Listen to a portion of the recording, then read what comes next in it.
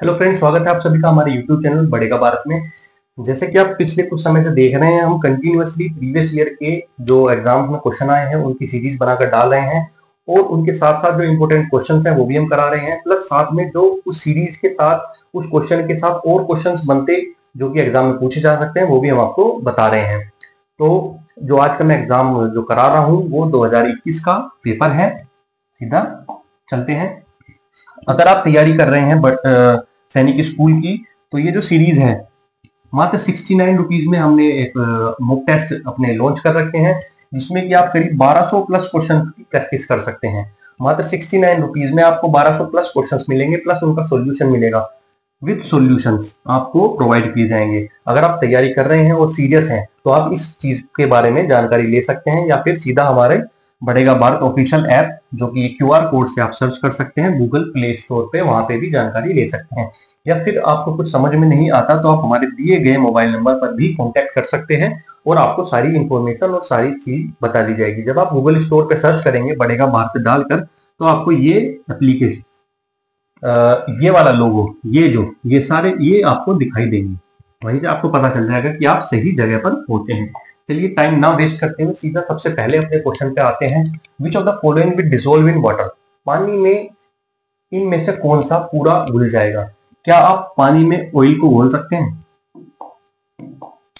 पानी में आप तेल को डालेंगे वो नहीं घुलता। शुगर,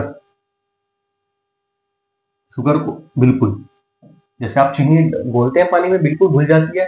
चॉक पाउडर डालेंगे नहीं घुलेगा, मिट्टी डालेंगे मिट्टी नीचे बैठ जाएगी, नहीं घुलेगा। तो इसका आंसर हुआ शुगर, इसका आंसर करेक्ट हुआ। चीनी पूरी की पूरी घुल जाएगी। चलिए नेक्स्ट क्वेश्चन पे चलते हैं। नेक्स्ट क्वेश्चन है हमारा, जो कि कितनी बार, कई बार मैं इस सीरीज में ही करा चुका हूं, कई बार पूछा जा चुका है। Which of the following is communicable disease? यानी कि कौन सी ऐसी डिजीज है जो एक दूसरे के कॉन्टेक्ट से फैल सकती है? आंसर है चिकन पॉक्स। सेम क्वेश्चन को मैंने पिछले जो टेस्ट मैंने कराया है उसमें बहुत अच्छे से विद फोटोज आपको समझाया है चिकन पॉक्स कैसा होता है, कैसा दिखता है। तो अगर आपने वो वीडियो नहीं देखी तो उस वीडियो को भी आप अच्छे से देख लें। इसका आंसर है चिकन पॉक्स।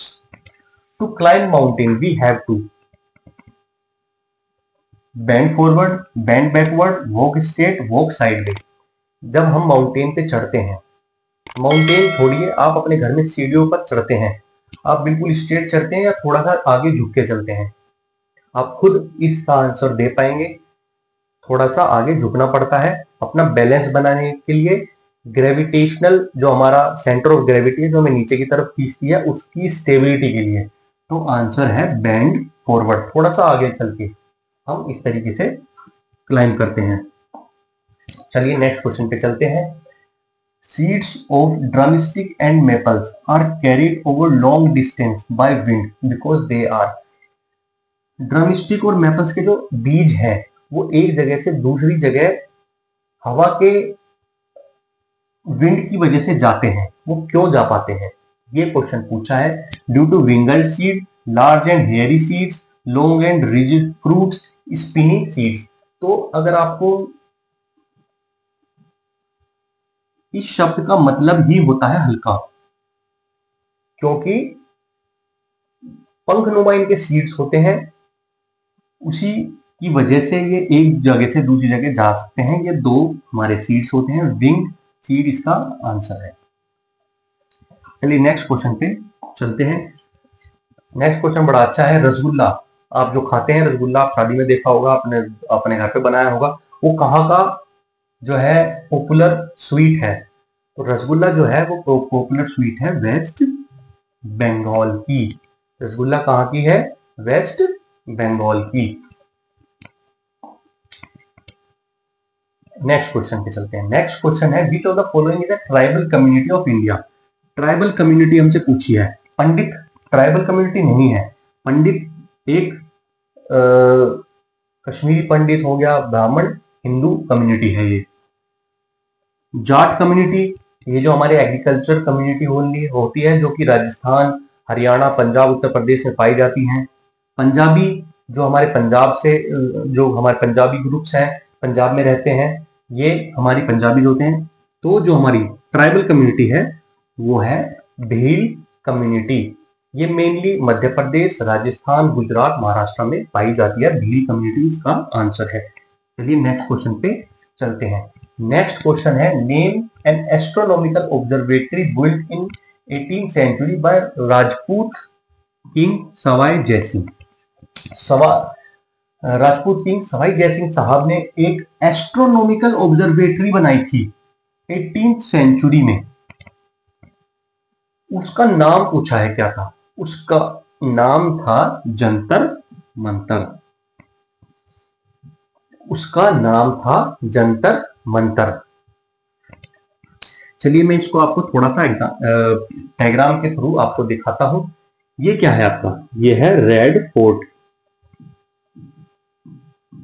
लाल किला। ये कहां पर है? शाहजहां ने बनवाया था और दिल्ली में है। शाहजहां ने बनवाया था और दिल्ली में है। नेक्स्ट ये क्या है हमारा? ये हमारा है कुतुब मीनार।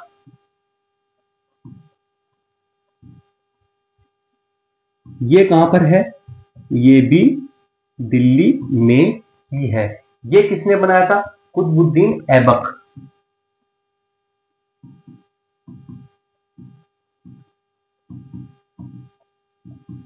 कुतुबुद्दीन ऐबक ने बनवाया था। अब तीसरा हमारा क्या है? यह है जंतर मंतर।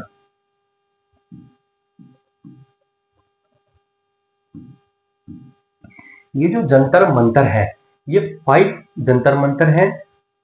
जो इनमें सबसे ज्यादा फेमस है वो जयपुर का और दिल्ली वाला है। ये टोटल 5 हैं जो फेमस है। वो जयपुर वाला और दिल्ली वाला है। जयपुर वाले में सवाई जयसिंह साहब ने जयपुर में ये ऑब्जर्वेटरी बनाई थी और इसके ऊपर ये चीज लगाई थी। अब ये आप जानते ही हैं, ताज महल। ताज महल ये किसने बनवाया था? ताजमहल ये भी शाहजहां ने बनवाया था।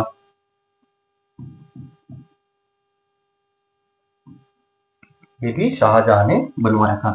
चलिए नेक्स्ट क्वेश्चन पे सीधा चलते हैं। अगला क्वेश्चन है, include internal rock minerals etcetera. ये हर एग्जाम जो मैंने पिछले कराए हैं, हर एग्जाम में किसी ना किसी फॉर्म में ये क्वेश्चन पूछा गया है।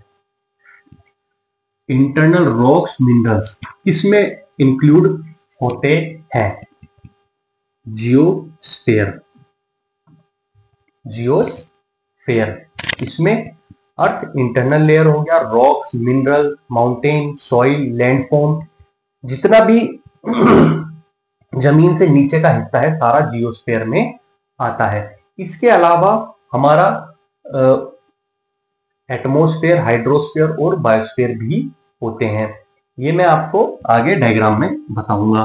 जैसा कि आप ये देख पा रहे हैं, ये पानी का हिस्सा है, इसको हाइड्रोस्फीयर, पानी को हाइड्रोस्फीयर कहा जाता है। ये हमारा धरती का हिस्सा है, इसको जियोस्फीयर कहा जाता है, जो कि हमारा आंसर था। ये सारा जहां पे लिविंग ऑर्गेनिज्म रह रहे हैं, सांस ले रहे हैं, ये एटमॉस्फेयर होता है।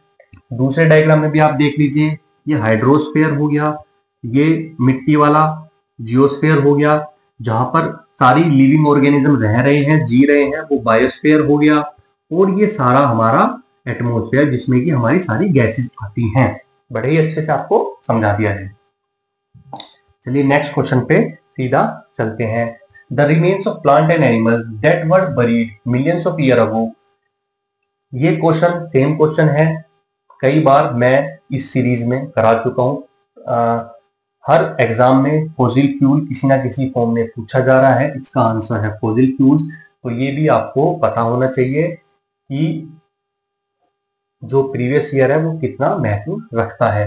फॉसिल फ्यूल्स क्या है? दे आर द रिमेन्स, बचे हुए हिस्से हैं प्लांट्स और एनिमल के, जो कि मिलियंस ऑफ ईयर अगो जमीन के अंदर दब गए थे। जमीन के अंदर क्या है? हाई प्रेशर और हाई हीट की वजह से धीरे धीरे धीरे धीरे ये कोयला, पेट्रोलियम,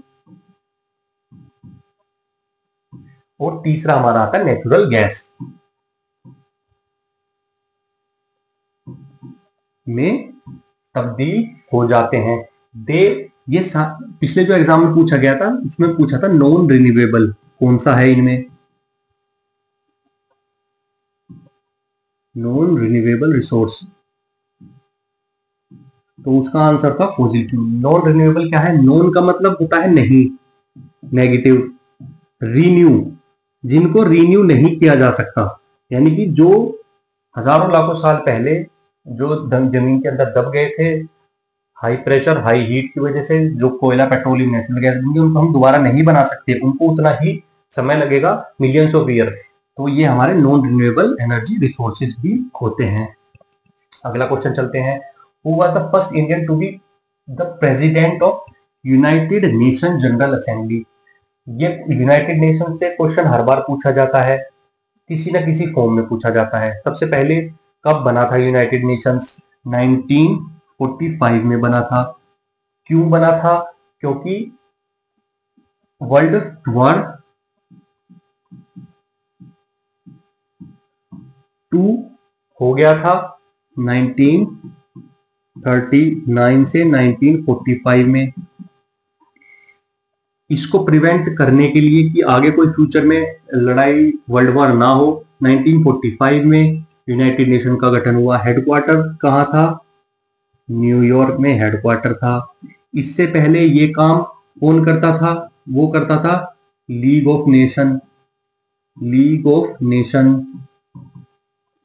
लेकिन ये कब बनी थी? After first world war. अगर आपने मेरी सारी वीडियो देखी होगी तो ये आपको समझ में आ रहा होगा कि मैं आपको क्या समझा रहा हूं शॉर्ट में। चलिए सीधा अगले क्वेश्चन पे चलते हैं। अगला क्वेश्चन आप सभी के सामने है। In which of the following parts of human body are sweat glands absent? Sweat glands क्या होती है? जिससे हमारा पसीना आता है। स्कैल्प क्या होता है? स्कैल्प होता है बाहरी हिस्सा, ये ऊपर की सतह, यहाँ पर पसीना आता है, बिल्कुल आता है। आर्मपिट हमारी कंधे के नीचे वाला हिस्सा, यहाँ पे इस पाम, किसी किसी को हाथ में पसीना आता है। लेकिन लिप्स एक ऐसी जगह है इंसान की बॉडी में जहां पर स्वेट यानी कि पसीना नहीं आता, क्योंकि यहाँ पर स्वेट ग्लैंड्स एब्सेंट है। इसी वजह से आपने देखा होगा जब आप पानी नहीं पीते कुछ तो आपके लिप्स सूख जाते हैं, और क्योंकि वहां पर स्वेट ग्लैंड एब्सेंट है तो इजीली सूखा सूखा लगने लगता है। चलिए नेक्स्ट क्वेश्चन पे चलते हैं। What do we call the young one of kangaroo? Kangaroo के बच्चे को क्या कहा जाता है? ये सेम क्वेश्चन इंग्लिश में भी पूछा गया था, इंग्लिश में, और एक बार रीजनिंग में भी पूछा गया था, तो आपको पता होना चाहिए। जॉय। ये कंगारू है, कंगारू के पीछे थैली होती है, थैली के अंदर ये जॉय, उसका जो बच्चा है वो रहता है। कई मंथ तक ये इसमें आराम से रहता है। चलिए नेक्स्ट क्वेश्चन पे सीधा चलते हैं। Clouds are mostly made of? जो क्लाउड्स हैं, बादल हैं, वो किस से बने होते हैं? मेनली क्लाउड में क्या होता है? वाटर ड्रॉपलेट्स होते हैं। स्नो का मतलब क्या है? बर्फ। बर्फ थोड़ी होती है बादल में, डस्ट। स्मोक सबसे ज्यादा मोस्टली पूछा है, मोस्टली वाटर ड्रॉपलेट्स होते हैं। स्मोक भी होता है लेकिन सबसे ज्यादा मात्रा में वाटर ड्रॉपलेट होते हैं, उसी की वजह से पानी नीचे आता है। सेम मैंने आपको कई क्वेश्चन में ये समझाया हुआ है। इसको क्या बोलते हैं? वाटर साइकिल होता है। ये हमारा पानी भरा हुआ है, धूप की वजह से ये पानी इवेपोरेट हुआ, इवेपोरेट होते होते होते होते पानी इतना इकट्ठा हो गया, ये कंडेंसेशन हो गया, यानी कि कंडेंसेशन यानी कि कंडेंस हो गए, बादल की फॉर्म में बन गए, बहुत सारा पानी इकट्ठा हो गया। अब उसके बाद जब पानी इतना इकट्ठा हो गया कि बादल वो नहीं उसको रोक पा रहे, उसके बाद ये बारिश की फॉर्म में, प्रेसिपिटेशन की फॉर्म में फिर नीचे आ जाते हैं। तो आपने देखा पानी इस तरीके से घूम रहा है, इसी को वाटर साइकिल कहते हैं। और वाटर साइकिल पे कई क्वेश्चंस एग्जाम में क्वेश्चन पूछा गया है। चलिए नेक्स्ट क्वेश्चन पे चलते हैं। नेक्स्ट क्वेश्चन है हमारा, from which monument did India adopt इस नेशनल एम्बलम? ये भारत का नेशनल एम्बलम है।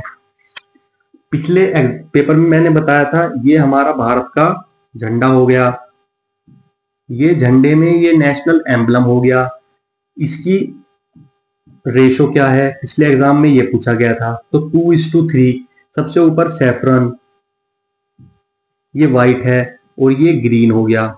अब इस एग्जाम में पूछा है कि ये कहां से लिया है, तो मैं ये बता दूं, ये राजा अशोक जो एक लोयन कैपिटल हुआ करती थी सारनाथ, जो कि वाराणसी उत्तर प्रदेश में है, वहां से ये चीज ली गई है।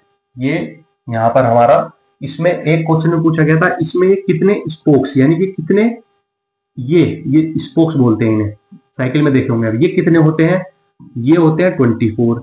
ये भी किसी एक दो एग्जाम में ये भी पूछा गया है, शायद इससे पिछले वाला ही एग्जाम था या उससे पिछले वाला था, उसमें ये पूछा गया था कितने स्पोक्स होते हैं, तो ये आपको पता होना चाहिए। कपिलावस्तु, अब थोड़ा सा और मैं आपको इसमें एक्स्ट्रा बताऊं तो एक क्वेश्चन से 4 क्वेश्चन मैंने बता दिए और 3 क्वेश्चन और मैं भी आपको बता रहा हूं। कपिलावस्तु क्या है, ये है बर्थ प्लेस इसकी, गौतम बुद्धा की, गौतम बुद्धा की बर्थ प्लेस है। हस्तिनापुर क्या है, हस्तिनापुर है कौरवों की कैपिटल, जो कि महाभारत में है, आपने देखा होगा। पानीपत में क्या है, पानीपत में कई युद्ध, बड़े बड़े युद्ध जो है पानीपत में लड़े गए हैं। चलिए सीधा अगले क्वेश्चन पे चलते हैं। अगला क्वेश्चन है, in which of the following styles of dance is the story theme was taken from Mahabharata and Ramayan.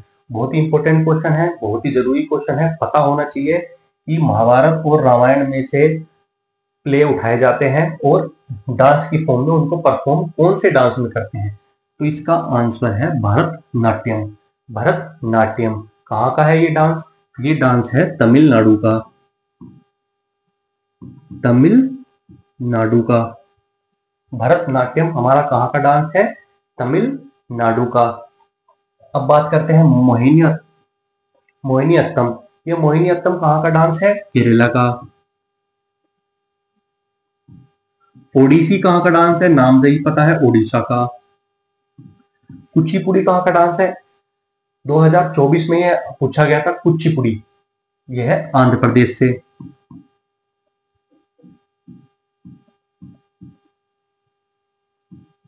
उसमें क्वेश्चन में ये पूछा गया था कि कौन सा क्लासिकल डांस है जो कि उस विलेज के नाम पे ही रखा गया है जहां से वो ओरिजिनेट हुआ, तो कुचिपुड़ी एक आंध्र प्रदेश में जगह थी, वहां से ही इसका नाम कुचिपुड़ी रखा गया। लेकिन हमारे जहां महाभारत और रामायण के प्ले में से चीजें उठा के हम यहाँ पे डांस की फॉर्म में प्रेजेंट करते हैं, तो हमारा आंसर यहाँ पर है भरतनाट्यम, तमिलनाडु में जो है, तमिलनाडु का जो डांस है। अगले क्वेश्चन पे आते हैं, विच of the following is a combat. Combat का मतलब है जंगी एयरक्राफ्ट, जंगी का मतलब जो कि जंग में यूज होता है, लड़ाई में यूज होता है, तो इसका आंसर है हमारा तेजस। ये मैं आपको आगे वाली स्लाइड में अच्छे से समझाऊंगा। ये हमारा है तेजस, ये जंगी हथियार है। ये हमारा जो दूसरा है, ये है ध्रुव, ये जंगी हथियार नहीं है, ये हमारा सामान ले जाने के, इंसानों को पहुंचाने के काम आता है।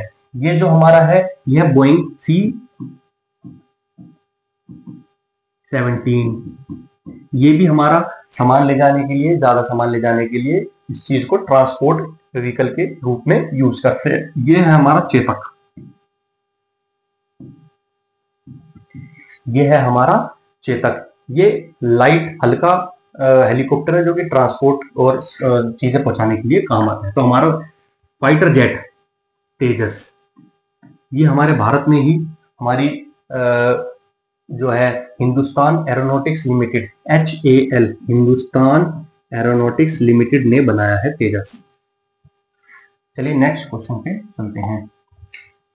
अगला क्वेश्चन है, which device is used to measure the speed of vehicle. आप बाइक पे, गाड़ी में बैठे होंगे तो आपने देखा होगा कि स्पीड इस चीज से नपती है, तो आपने देखा होगा ये इस तरीके का कोई मीटर होता है, कहीं डिजिटल भी आने लगे हैं। इस तरीके का जो मीटर होता है उसको कहते हैं हम स्पीडोमीटर। स्पीड बताने वाले मीटर को कहते हैं हम स्पीडोमीटर। स्पीड बताने वाले मीटर को कहते हैं स्पीडोमीटर। किलोमीटर कुछ नहीं होता। ग्रेवोमीटर जो होता है ये इंपॉर्टेंट नहीं है, लेकिन फिर भी क्वेश्चन में है तो मैं आपको बता देता हूँ। ये ग्रेविटेशनल फोर्स